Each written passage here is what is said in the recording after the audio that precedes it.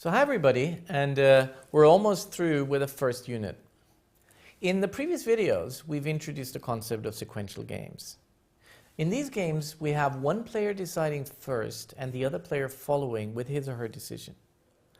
So in this last video lecture for today, we're going to look at whether the player who decides first has some sort of a strategic advantage and if he can influence the decision of the second player to its favor.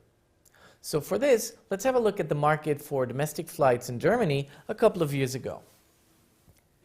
So within Germany, we had Lufthansa as a monopolist on domestic flights. So whenever you wanted to fly from Munich to Berlin, then Lufthansa was the carrier that you had to choose. And with deregulation, there came other firms that were thinking about coming into the market. And interestingly, these were not necessarily startups, but these were also giants in other parts of the world. And British Airways, as one of the largest airlines worldwide, also considered entering the market. They did consider entering the market through a subsidiary called German BA or Deutsche BA. And of course, Lufthansa, having been a monopolist for a long time, were not happy with this and threatened British Airways to start a price war after entry. And so the question we're asking is if this was a credible threat. Is this something that British Airways should have believed when Lufthansa announced this? So let's try and represent this as a game, and a sequential game in particular. So we have Deutsche BA deciding if they wanted to stay out of the market or if they want to enter. At that point, the decision comes to Lufthansa. If Deutsche BA stays out of the market, then Lufthansa has nothing to do. They just carry on as they did before. If Deutsche BA enters the market, then Lufthansa has two choices. They can either start a price war, as they've announced, or they can decide not to start a price war. So they just change their mind and say, well, we're going to keep prices as is, and we're going to share the market with Deutsche BA. Now, again, let's have a look at some fictitious numbers for payoffs for Deutsche BA and Lufthansa. If Deutsche BA does not enter the market and nothing changes for Lufthansa, then Deutsche BA, of course, makes profits of 0 because nothing changes for them, and Lufthansa make their monopoly profits, which we assume to be 1,000. If Deutsche BA comes into the market, then if Lufthansa starts a price war, Deutsche BA makes losses of 500 and Lufthansa gets profits of 0. If Deutsche BA enters and there is no price war, then both share the market and they get profits of 400 each. So with this in mind, let's revisit the concept of a Nash equilibrium. A Nash equilibrium, as we know, is a combination of two behaviors, one for each player, for which none of the players has an incentive to deviate unilaterally. So that means that if we keep the other player's strategy as given, no player of the two has an incentive to change what they're currently doing. So if we look at this game tree, let's try and find the Nash equilibria. The first one is going to be Deutsche BA entering the market and Lufthansa not starting a price war. Let's have a look. Well, if Deutsche BA has entered the market, then Lufthansa can choose between starting a price war, getting profits of 0, and not starting a price war and getting profits of 400. So if they choose whatever maximizes their profits, given the strategy of the other player, of Deutsche BA, then it's best for them not to start a price war. Now, given that Lufthansa does not start a price war, what's Deutsche BA's best strategy? Well, if they enter the market, they get profits of 400. If they stay out of the market, they're going to get profits of 0. So the best strategy, given that Lufthansa does not start a price war, is to enter the market for BA. Okay, so that's the first Nash equilibrium that we found. There is, however, a second Nash equilibrium as well, and that's this one here. So let's have a look.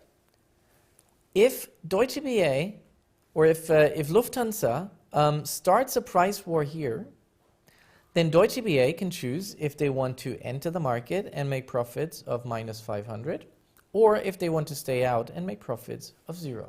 So their best strategy is not to enter the market, given that Lufthansa starts a price war. How about for Lufthansa? If Deutsche BA stays out of the market, it doesn't even matter what Lufthansa does at this point. So they're indifferent between starting a price war and not starting a price war because they get profits of 1,000 anyway. So this is as good an answer as any, meaning that there is no incentive to change your behavior given that Deutsche BA does not enter the market. So the second Nash equilibrium is no market entry from Deutsche BA and a price war from Lufthansa. So which one of those is the one that we believe more? Which one of those seems more rational, more sensible somehow? Well, let's have a look at this part of the game. This we call a subgame. So if Deutsche BA has entered the market, we're going to have to ask the question, what's the best strategy for Lufthansa? They can choose to start a price war and get profits of 0, or they cannot start a price war and get profits of 400. So the profit maximizing behavior in this subgame is not to start a price war, which means that the second Nash equilibrium, right, the equilibrium based on the red lines here, is not one that we would believe, because Lufthansa does not behave optimally at this point in this subgame. So in other words, if we played the game, we would expect that Deutsche BA enters the market because they expect Lufthansa not to start a price war if push comes to shove, because it's profit maximizing. It's optimal for Lufthansa to do that. So if we go back to our initial question, is it a credible threat to threaten British Airways to start a price war after entry? We can answer, it's not, because it would rely on suboptimal behavior at some point. So Lufthansa, of course, knows this, and they were thinking about changing their behavior somehow. So they commit now to a price war, and they do it by signing a contract with Star Alliance, specifying a penalty of 500 if Lufthansa do not start a price war after Deutsche BA's entry. And the question we ask then is this now a credible threat? Does it now make sense? Does Deutsche BA now believe that Lufthansa would actually start a price war? Well, again, let's have a look at the game. And we know that if no contract is signed, these are going to be the payoffs. Now, if Lufthansa signs this contract, if they commit to this contractual penalty of 500, what's going to happen? It's going to change the payoffs of Lufthansa not running a price war if Deutsche BA enters the market. And it's going to change it from 400 to minus 100. Okay, so payoffs actually become worse once they sign the contract. However, what's the outcome of the game then? Well, again, if we're looking for subgame perfect Nash equilibria, we have to look at this subgame. And within the subgame, given the contractual penalty, Lufthansa can now choose between not starting a price war and making minus 100, or starting a price war and making 0. So for them now, the best response to Deutsche BA entering the market becomes to start a price war. And if that's something that British Airways can anticipate, then British Airways will respond, or will respond in anticipation by not entering the market. So the sensible Nash equilibrium now is the second one, and we would expect this one to be played. Okay, so to answer that question, does that contract serve as a credible threat? Yes, it does. So British Airways should believe that kind of threat, whereas they didn't believe the previous kind of threat because it was cheap talk.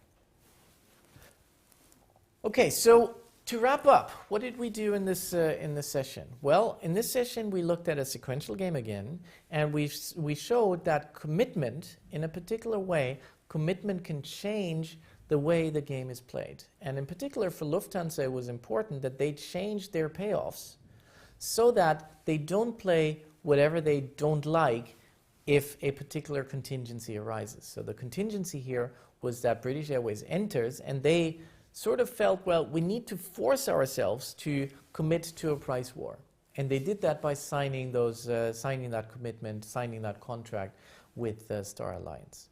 So that's one way in which you can use strategic thinking and in which you can use commitment strategies to actually improve your payoffs in a competitive situations. So for now, stay on till the wrap up, and thanks very much for staying through the first session. Thanks, and see you very soon.